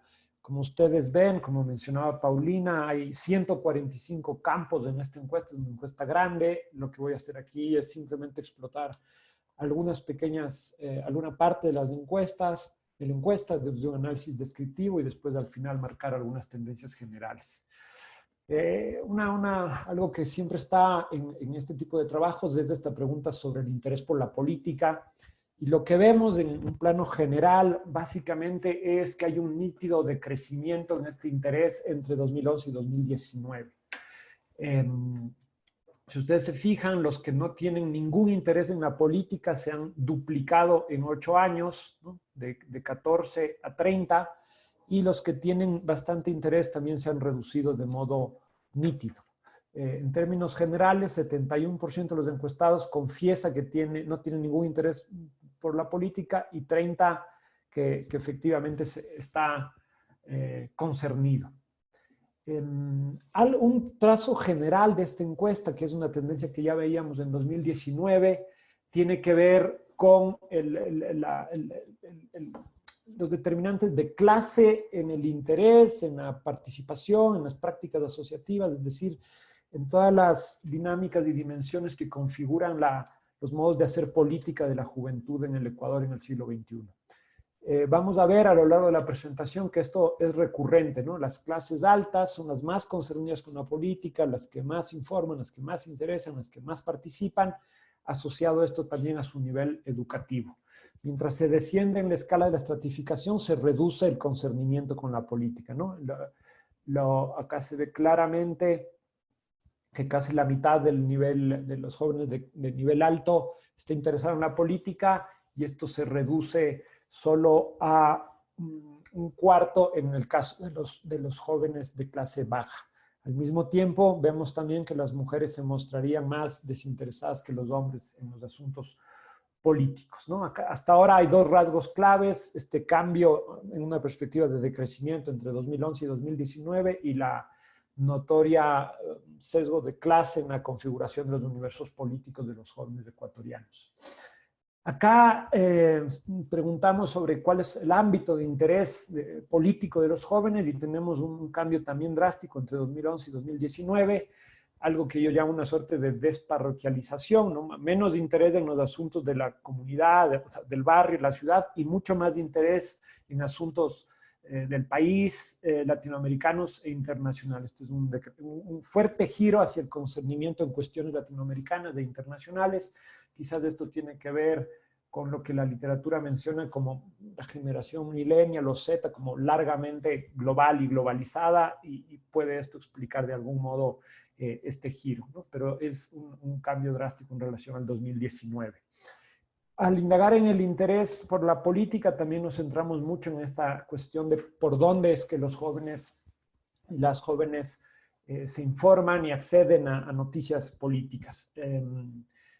Una primera resultado, hallazgo de esto es que aunque pocos jóvenes dicen que tienen interés por la política, ¿no? Veíamos 30%, paradójicamente, de modo contradictorio, quizás lo que vemos es que 40% se informa al menos 3 veces, ¿no? O sea, dicen que no están interesados, pero al menos pasando un día, el 40% de ellos se está informando de política.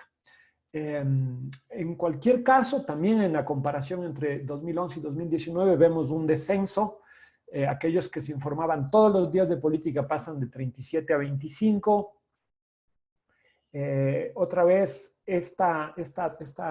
estos giros hacia una imagen de mayor desimplicación entre 2011 y 2019 son nítidos. Los medios predilectos, esto es como fundamental en la encuesta porque veíamos y dimos mucho énfasis en la boleta, todo el papel de las redes sociales, de internet, de Facebook, WhatsApp, YouTube, tratamos de discriminar bien cada uno de estos vías de acceso a la información a través de las redes sociales. Es como un giro también muy importante en qué tipo de medios usan los jóvenes para informarse de política.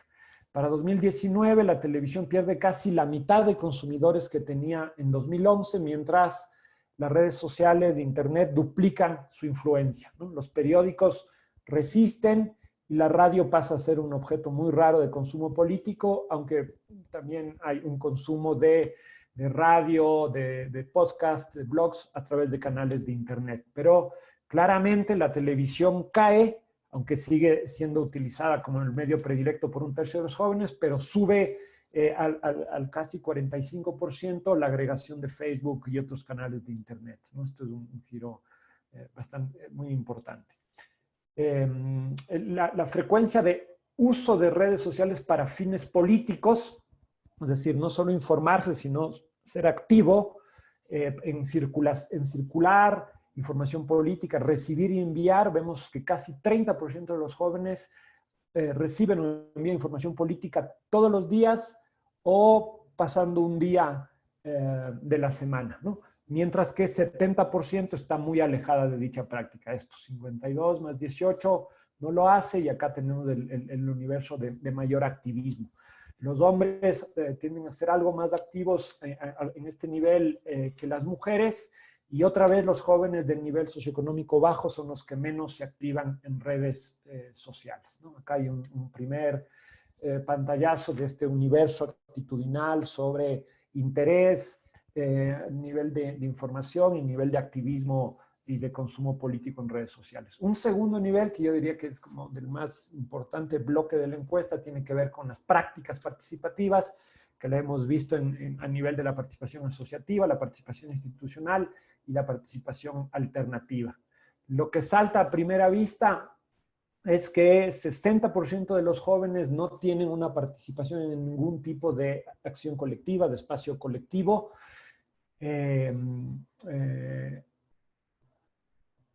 Y vemos una fuerte primacía a nivel de los que participan en asociaciones de diverso tipo, de clubes deportivos, barras de fútbol, grupos juveniles de la iglesia, liga barrial. Esto es algo que se ha mantenido, estas 4 categorías en relación a 2011, pero como vamos a ver también hay un descenso. Aquí me interesa sacar un perfil rápido de quiénes son los que no participan, es decir, ese 60% de la población encuestada. Observamos que hay un fuerte peso de jóvenes de la costa, del litoral, que no tienen participación asociativa. A nivel urbano, esta no participación es más significativa que en lo rural, ¿no? 37 a 50, es decir, los jóvenes en el mundo rural están más asociados. Los menos movilizados son la categoría etaria de 25 a 29 años.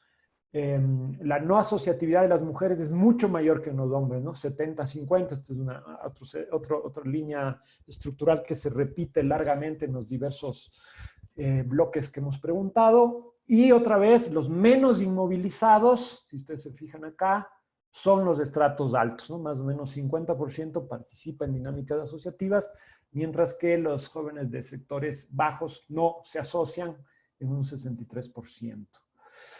Acá hay una tipología rápida en qué tipo de organizaciones están participando los jóvenes. Entonces, hay 4 tipos: el campo de los deportes y el mundo del fútbol, 27% de los encuestados; campo religioso, grupos juveniles, un 10%; el campo de la educación, organizaciones estudiantiles, comités de padre familia, 6%, y organizaciones territoriales, culturales, sobre todo a nivel rural, así como grupos artísticos, un 8%.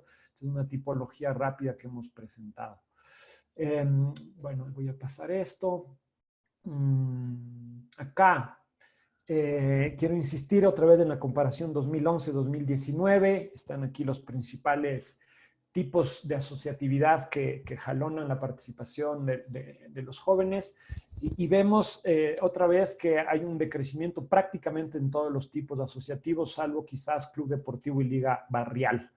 Este decrecimiento es mucho más vigoroso y notorio en el campo de las organizaciones religiosas, que habían sido muy fuertes en 2011. Fíjense, 14% participaban en grupos juveniles de la iglesia, esto ha pasado al 7%. La iglesia es un dinamizador de vida asociativa, no solo juvenil. Esto es un dato para los que estudiamos del campo de las organizaciones sociales y los movimientos. Pero vemos que también ha habido un pronunciado descenso a este respecto, ¿no? Otra vez, en todos los niveles vemos un decaimiento. Rápidamente, a nivel de la participación institucional, los niveles de participación son muy bajos. Indagamos en el diálogo nacional convocado por Moreno, 3% de los jóvenes se involucraron en ese proceso, sobre todo jóvenes de clase alta. Y hay algo también de interés, ¿no? 2.40, es muy bajo de jóvenes, pero que se involucraron en dinámicas de democracia directa, como recoger firmas para una revocatoria de mandato, consulta popular, etc. Este es un dato fundamental, que en medio del desinterés político, de la falta de credibilidad en las instituciones y el rechazo al mundo de los partidos, la participación partidaria, sobre todo a nivel de campañas electorales, sigue teniendo una cierta fuerza y un atractivo para los jóvenes, ¿no? Si vemos esto en sus diversas dimensiones, como apoyar en una campaña electoral, en redes sociales, tratar de convencer a otros para votar por su candidato, suma un 21% de respuestas obtenidas de los encuestados, lo que refleja que este es el nivel de participación institucional más elevado y el que concita mayor interés entre los jóvenes. Activarse a nivel de las prácticas partidarias, sobre todo en tiempos de campaña, esto es un dato no menor. A pesar de aquello, otra vez entre 2019 y 2011 vemos una contracción. La participación en partidos se ha contraído, sobre todo en las campañas electorales, que pasa del 20% en 2011 al 8% en 2019. En 2019, 86% de los jóvenes afirman no realizar ninguna actividad partidaria, mientras que en 2011 este nivel se ubicaba en el 70%. A nivel de la participación alternativa, rápidamente, la dimensión de la protesta es baja. Esto fue antes de la revuelta de octubre del año pasado, que pudo haber tenido un impacto en estas prácticas de imaginarios. Entre 2015 y 2019, 94% de los jóvenes respondieron que no tomaron parte de ninguna demostración en las calles, solo 6% lo habían hecho. Entre los que se manifestaron, la mayoría lo había hecho en los últimos 24 meses, es decir, que ya se veía de algún modo los efectos del ajuste estructural en una cierta activación de la conflictividad social. Otra vez, aquí, ver quiénes toman parte de la protesta, los jóvenes de clase media y alta, mucho más movilizados que los de clase baja, más en Pichincha que en Guayas, más en la sierra que en la costa, los adolescentes se manifiestan más que los mayores de 20 años, claramente como vemos aquí en este gráfico. Me interesa en particular esto de una participación alternativa. Hicimos mucho énfasis en todo el dinamismo digital en estas generaciones y abrimos algo que no teníamos en 2011 para tratar de ver prácticas específicas en Internet y redes sociales. Y como ustedes ven, quizás no está muy claro, pero 25% de los jóvenes dijeron que compartían memes sobre situaciones y personajes políticos, y esto aparece como unas prácticas alternativas más dinámicas en el país. La literatura está indagando cada vez con más fuerza esta relación entre cultura digital e innovación política, y ya se ha acuñado la idea de una memésfera, ¿no? Una memésfera que alude precisamente a la capacidad que tiene el espacio de los memes para implicar por la vía de la imagen y de intervenciones muy rápidas actores que de otro modo no participarían del debate político. Después de los memes, vemos también una fuerte presencia de otras prácticas alternativas quizás más tradicionales, como donar dinero para una causa, asistir a una reunión de una organización, voluntariado, y sobre todo estas prácticas que se llama de consumo político, boicotear o comprar o dejar de comprar productos por razones políticas, ¿no? Entonces, los memes se colocan como muy arriba en las prácticas de activismo político ahora. Un cuarto de los jóvenes lo hacen con relativa frecuencia. Y también quisiera resaltar que 16% de los jóvenes han comprado o dejado de comprar productos por razones éticas, políticas, ambientales. El mercado aparece también como un espacio clave para visibilizar preocupaciones individuales con cuestiones públicas.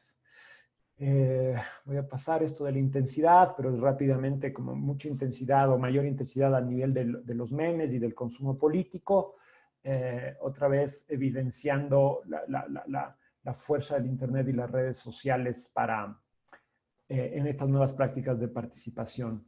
Otra vez sobre el perfil de quienes envían memes, como ustedes ven acá, las clases altas están mucho más dinamizadas que los sectores populares, una diferencia de 27 a 13%. Los hombres circulan memes políticos con más frecuencia que las mujeres, y las diferencias en los cortes etarios no son tan significativas. Esta última parte de mi presentación tiene que ver con los universos ideológicos, culturales de los jóvenes, que están marcando ciertas tendencias políticas claves en el siglo XXI. La pregunta sobre la ideología que vuelve en las encuestas, a ver si funciona el eje izquierda-derecha, cómo funciona, y ahí se observa que más de 2/3 de los jóvenes no se consideran ni de izquierda, ni de derecha, ni de centro, y no saben lo que eso significa. O sea, no es significativo, es irrelevante ese eje. En 2011 este porcentaje era prácticamente el mismo. A pesar de aquello, quienes se identifican con la derecha son el 14%, esto dobla a quienes se identifican con la izquierda, que es el 7%. En 2011 la derecha tenía 15% y la izquierda 11%.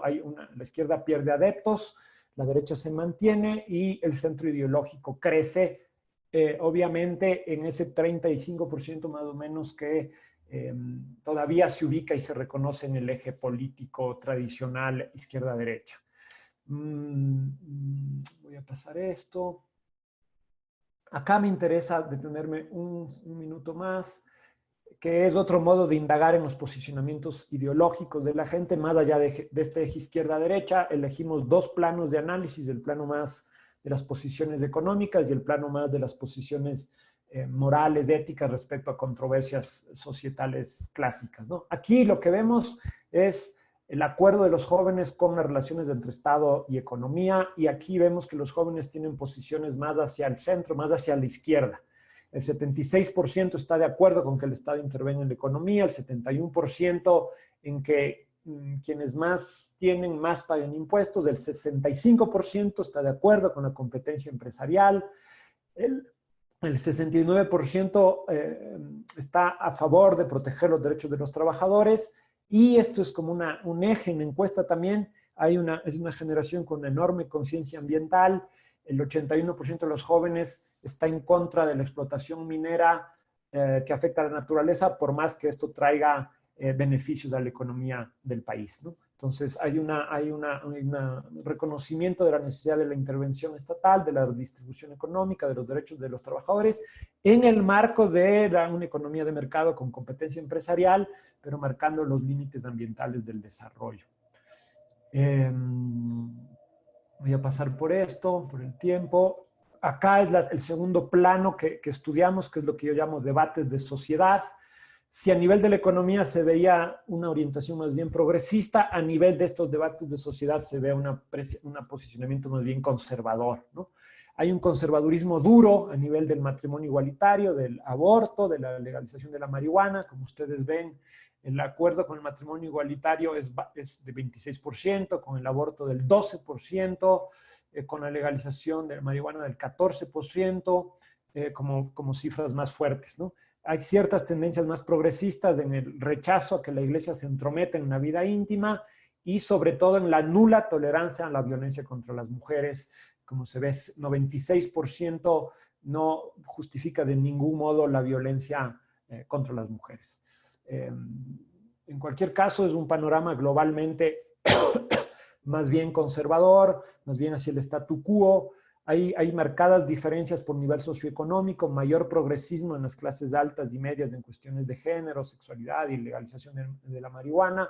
Las clases bajas son menos reacias a la migración, y los jóvenes de los niveles bajos están menos inclinados que los jóvenes de clases altas al castigo como parte de la formación de los niños, ¿no? Acá hay unas claves por rangos etarios, no voy a insistir en eso. Como ustedes observan, voy cerrando para las preguntas, desarrollar algunas de estas cuestiones. Lo que tenemos como tendencias generales es que en un contexto de crisis, y esto es fundamental observar que en relación a 2011 hay un pesimismo, hay una caída de las expectativas respecto a la educación, a la economía, a la política. Los jóvenes estaban ya en ese momento largamente impactados en relación a sus imaginarios y sus proyecciones de futuro, de sus sensaciones de bienestar respecto a la crisis. Me imagino que esto se va a profundizar largamente con el COVID. En ese escenario vemos una clara muestra, una clara tendencia en la encuesta de un descenso en el interés político, un aumento en los niveles de desafección, una baja en los niveles de prácticas participativas, siempre en la comparación con 2011. A pesar de aquello, hay una cierta tendencia que se preserva a informarse a través de, sobre todo, Internet y redes sociales. Hay mucha fuerza de este espacio como un lugar de participación y de implicación en el debate político.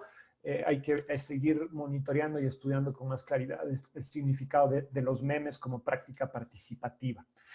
Baja asociatividad en general, poca relevancia del eje izquierda-derecha, pero al mismo tiempo mucha nitidez en el pronunciamiento sobre estos ejes de regulación estatal, redistribución de la riqueza, ecologismo y conservadurismo en términos de los debates morales fundamentales de la sociedad.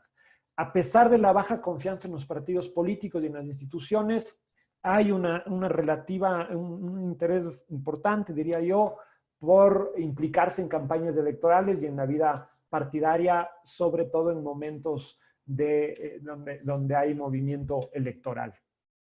Otra tendencia clara es este decrecimiento del interés y de las prácticas participativas en todas las dimensiones, ¿no?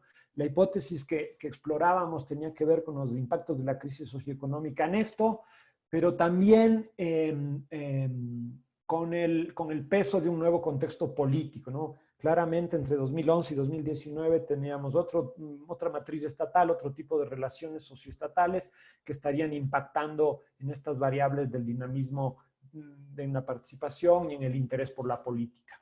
Al mismo tiempo, tal como en 2019, perdón, que como en el 2011, hay un determinante social clave que tiene que ver con el nivel socioeconómico y educativo.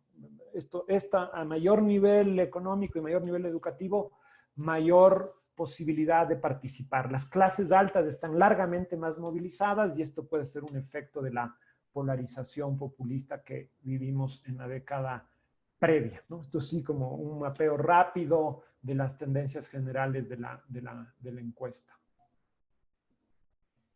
Eso. Muchísimas gracias, Franklin, por exponernos estos resultados tan esperados. Ahora sí vamos a proceder a un bloque de preguntas, iniciando con la primera pregunta que llegó. De hecho, vamos a hacerlo en el orden. Esta pregunta lo hace Caroline Ávila. Es la pregunta que con los resultados que se acaban de exponer, ¿en qué temas deberían centrarse las propuestas electorales de las elecciones de febrero? Así también pregunta que desde la sociedad civil, ¿qué tipo de políticas para adolescentes y jóvenes deberían exigir de los jóvenes a los candidatos? Esta pregunta no sé si la puedan contestar los tres panelistas. Tienen un tiempo de 3 minutos para poder alcanzar el número de preguntas. No sé, Paulina, si quieres empezar con esta. Sí, yo creo que es fundamental el tema de su situación laboral, ¿no? A mí me parece que tiene que ver fundamentalmente allí con el sustento de vida y de otras posibilidades. Y me parece que un llamado fundamental de atención es cómo están percibiendo y cómo están concibiendo las expectativas sobre la democracia. Es decir, ahí hay una alerta clave. Entonces, creo que en las dos vías. La atención sobre todo en las condiciones de empleo que seguramente además se afectaron aún más después de la encuesta, y este llamado profundo de atención de cómo están percibiendo y cómo están esperando que funcione la democracia en el mediano y en el largo plazo. Muchas gracias, Paulina. Alex. Sí, y yo añadiría ahí el tema de educación, ¿no? Y ese vínculo entre educación y mercado laboral que se vuelve fundamental y que vemos que si bien ha habido una ampliación importante en el acceso a educación, el tema de calidad de la educación sigue siendo un gran pendiente, ¿no? Y también la adaptación de esa educación a ese mercado laboral. Si no, eso es muy difícil poder lograr mejoras en el mercado laboral y que puedan insertarse. Sigue habiendo esa desconexión y eso es algo fundamental. Gracias. Muchas gracias, Alex. Franklin. Sí, yo insistiría también en lo de la educación y me parece que además luego del COVID, y todas las transformaciones en la vida cotidiana y en los modos de formarnos en la escuela, el colegio, la universidad, esto es un ámbito fundamental y además que se conecta con el tema de la crisis social, el desempleo y el cambio en las lógicas del cuidado, tanto dentro de la casa como fuera. Me parece que ahí hay un universo enorme de propuesta que todavía no escuchamos en el debate político. Muchas gracias. Quizás yo quisiera solo añadir un resultado también respecto a la encuesta, los resultados, quizás como el llamado de los y las jóvenes en temas del ambiente, ¿no? Creo que esa es una de las respuestas más contundentes que tiene la encuesta en relación de cuáles son las propuestas que tienen los candidatos en temas ambientales de la protección y la convivencia armónica con el medio ambiente. ¿Me permite solo una cosita en relación a eso? Claro, claro. Sí, creo que justo había notado los 3 puntos que ustedes mencionaron y hay una intersección ahí, ¿no es cierto? Desde Grupo Faro estamos justamente y además trabajando con Paulina en ver la situación y las condiciones de los trabajadores de las plataformas, ya sea de transporte de personas o de cosas que le llamo yo, y justamente viendo si esta es una oportunidad de trabajo o es una precarización de las condiciones. Y vemos que mayoritariamente quienes trabajan ahí son jóvenes. Entonces creo que hay toda una frontera de investigación y de nuevas formas de relacionamiento en el mercado laboral, donde es importante levantar información y les invito igual a estar atentos a este estudio que sacaremos desde Grupo Faro dentro de poco. Y un punto adicional es el rol que tienen los jóvenes y la forma en la que ellos inciden y desean incidir colectivos que se forman a raíz de campañas y también cuál es su rol en los partidos políticos. Eso es algo en lo que creo que hay mucho trabajo por hacer también en el país. Totalmente de acuerdo, muy acertado el comentario, muchas gracias por esa participación. Tenemos una pregunta específica para Franklin respecto al tema del interés de los jóvenes en la política. Dice, ¿qué explicaría el descenso del interés de las personas jóvenes por la política? ¿Eso implicaría deslegitimidad de las instituciones democráticas? ¿Será que es consecuencia de que la política tampoco se ha interesado mucho por los y las jóvenes?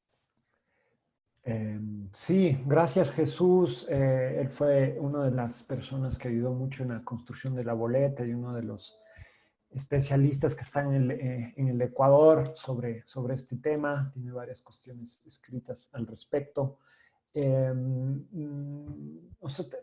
Ahora, luego de la encuesta, hicimos un primer análisis descriptivo de los resultados generales de esta boleta, tratando de hacer comparaciones como de primer nivel con los resultados de 2011. Siempre tuvimos en mente la hipótesis de que había una alteración en el contexto político y económico que iba a impactar en los resultados, ¿no? Un poco esa fue la hipótesis. En el momento que diseñamos la encuesta, lo concebimos muy ligado al problema de la crisis económica y social, por eso introdujimos con más fuerza que en 2011 el bloque sobre empleo, expectativas económicas y educación, como para ver un poco cómo se estaba percibiendo eso y cómo se alteraba estas variables estructurales y su impacto en las dinámicas políticas.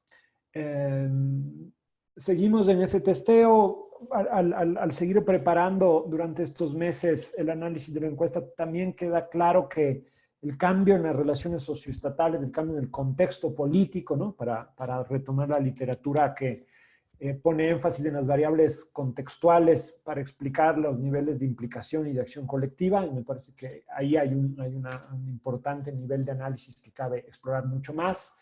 El tipo de Estado, el tipo de gestión política del gobierno, la configuración de una matriz más conflictiva, polarizadora en el ciclo correísta versus el ciclo más de pacificación postpopulista, me parece que es una variable, eso es un elemento que puede explicar largamente estos resultados.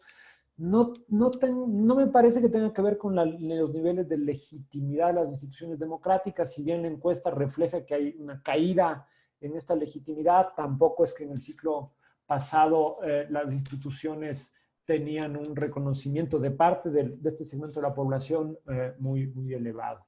Dejo ahí por una cuestión de tiempo. Gracias, Jesús, por tu pregunta. Quizás también como adherir que efectivamente este descenso no solamente es de la población joven y tampoco solamente sucede en Ecuador, sino que de hecho es una tendencia de los últimos años en Latinoamérica, de acuerdo a las encuestas hegemónicas como la POP o el propio Latino Barómetro. Esta pregunta, quizás por el contenido, está dirigida para Paulina. El problema para interpretar los datos de participación política de las personas jóvenes es que no podemos compararlos con los datos de las personas adultas o no jóvenes. ¿Con qué otras encuestas o fuentes de información locales se pueden establecer comparaciones? No creo que no sea posible o que no sea legítimo hacer la comparación con otros rangos etarios. Es decir, es una población que en términos de edad siempre se compara con la de los adultos. No creo que el tema de la participación política sea excluyente en ese sentido.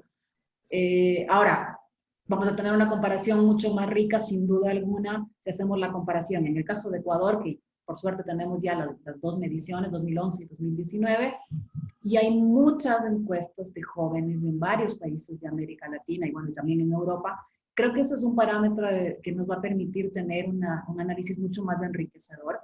Entonces yo diría las tres cosas. No veo un problema con compararlo con la población adulta.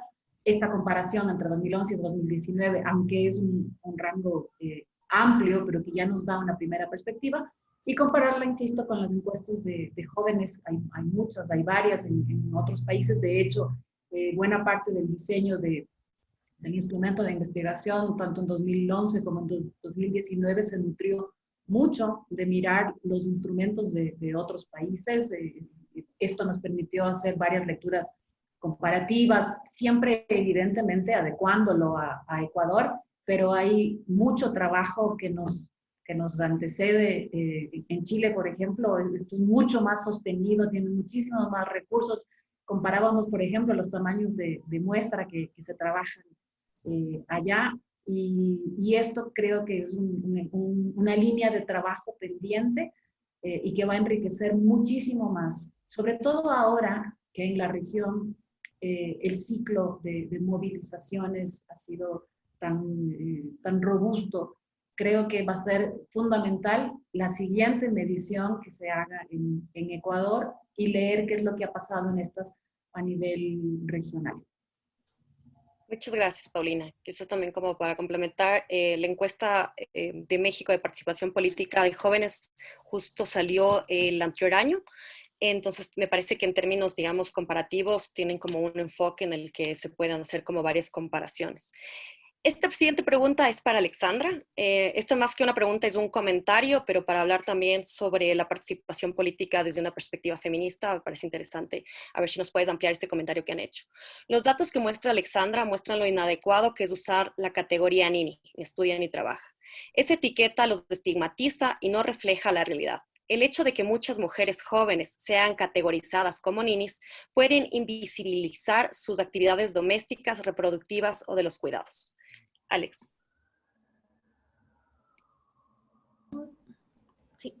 Sí, en efecto es una categoría con la cual los jóvenes no se identifican, como bien señala el comentario, y oculta muchas de las realidades en el caso de mujeres, sobre todo, al no valorarse ese trabajo, el trabajo del cuidado.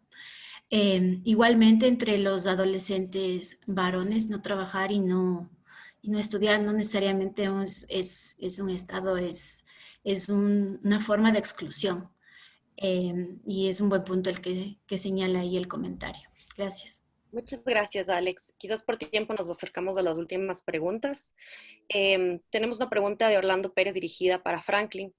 ¿Cómo incide en la comunicación política el deterioro de la relación de los y las jóvenes con los actores políticos, cuando el meme, siendo lo que es, constituye su mejor expresión?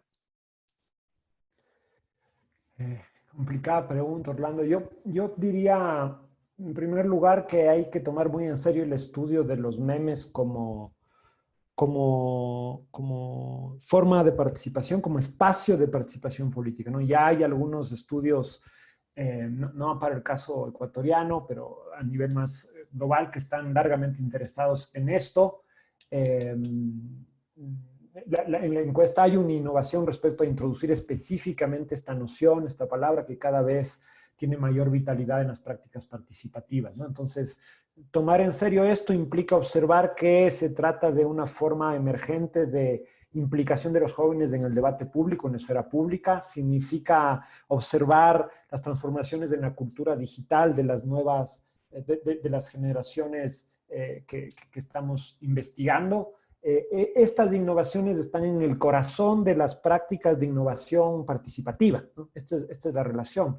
Después hay que ver si efectivamente cómo ese modo de participación cada vez más dinámico está impactando en las percepciones de los políticos, de las políticas, de los electos, de las instituciones, si logran interpelar, si logran abrir vías de debate, o si efectivamente quedan únicamente, voy a decir, como formas irónicas, formas burlescas y poco solemnes de implicarse y de referirse a la política.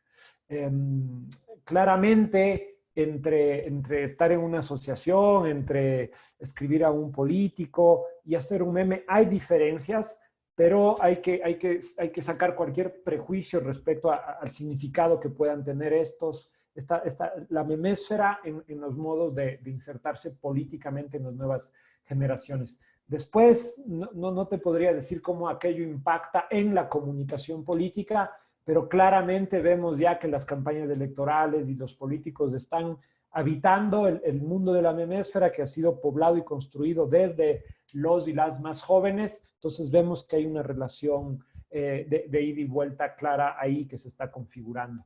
No sé, Gaby, si antes de leer el último comentario me permites un minuto. Claro que ahí sí. Kalindi Bolívar estaba preguntando sobre dónde está la encuesta. Pues quisiera presentar rápidamente esta página web que hemos diseñado. Ahí agradezco muchísimo a Patricio Beltrán de Flaxo por su apoyo para en tiempo récord lograr subir esta encuesta. Esta página web, flaxo.edu.ec, encuesta jóvenes de Ecuador. Aquí, como ustedes ven, hay una presentación rápida de la encuesta, la metodología, lo que expuso Paulina. Las bases de datos están colocadas una parte de las dos bases de datos de 2011 y 2019. Para los que quieran acceder al conjunto de la data que hemos recabado en estas dos series, hay un mail al que ustedes deben escribir y registrarse, que queremos tener un seguimiento de quienes están trabajando estos temas. Obviamente es de interés de Flaxo y de Faro y UNICEF que esta data sea pública, que se use, que se explote, no es propiedad de nadie, siempre respetando la citación y las fuentes intelectuales de este ejercicio. Entonces, esta página web está para eso. Ahí hemos colocado y descargado una parte importante de las dos encuestas, pero para los que quieran hacer el ejercicio completo de acceder a toda la base de datos, está ahí la información. Y hay una sección de análisis donde están los resultados generales que presentamos hoy, o sea, informes rápidos de la encuesta del 2011, de la encuesta del 2019, y una parte específica sobre cultura política e ideología, ¿no? Entonces, otra vez, flaxo.edu.ec, encuesta jóvenes, encuesta jóvenes. Ese es el link que ustedes tienen ahí para acceder y por favor tomen contacto con el mail que está ubicado ahí. Es fundamental y es parte del trabajo de socialización y difusión de esta encuesta para que sea apropiada pública y colectivamente y explotada como en ningún caso un solo investigador lo puede hacer. Eso, Gaby, gracias. Muchas gracias, Franklin, por permitir que todos podamos y todas podamos acceder a esta información tan importante. Voy a leer las últimas dos preguntas y que van a ser generales para las que quieran. Y si tú quieres contestar, Franklin, son: ¿cómo determinan qué concepto tienen los jóvenes por la política? Porque si bien es cierto que hay desinterés en la participación partidista, se puede apreciar más interés por causas que tienen que ver con decisiones políticas. ¿Hay cómo establecer estas diferencias? Y la última, ¿por qué también los y las jóvenes no ven a su alrededor fuente de inspiración o cambio? Digo, desde núcleo familiar o comunidad, sobre todo los jóvenes de la clase trabajadora. Creo que con estas preguntas podemos cerrar. Está abierto. Sí, yo podría responder la pregunta sobre la política, que creo que hizo Carolina Ávila. Efectivamente es un problema, ¿no? Cuando se le pregunta, ¿usted se interesa por la política? No sabemos bien qué es lo que cada uno piensa y define y entiende por la política, pero después a lo largo de la encuesta es posible ir reconstruyendo esa comprensión de la política, ¿no? Precisamente cuando le preguntamos por los ámbitos de la política, por ejemplo, si es lo local o municipal o lo nacional, se va especificando. Y después la encuesta desagrega lo más posible, con un asiento en la literatura al respecto, distintas nociones de política asociadas a formas asociativas. Por ejemplo, participar en el club de fútbol toma una dimensión política, en este caso, que tiene que ver con estar en la esfera pública, asociarse, interactuar con otros. También los memes, digamos que es como muy larga y expandida esta noción de la política. Obviamente hay contradicciones, por eso la gente dice, no me interesa la política, casi un 70%, pero un 40% dice que se informa pasando un día sobre noticias políticas. Entonces, claro, no hay como, las nociones de la política, lo político son categorías siempre resbalosas, que hay que irnos aproximando muy lentamente a cómo los actores comprenden y significan estas nociones. La encuesta da unas pistas claras al respecto, siempre con imágenes contradictorias, ¿no? Hay más rechazo a la política institucional, pero hay apego a la política organizativa.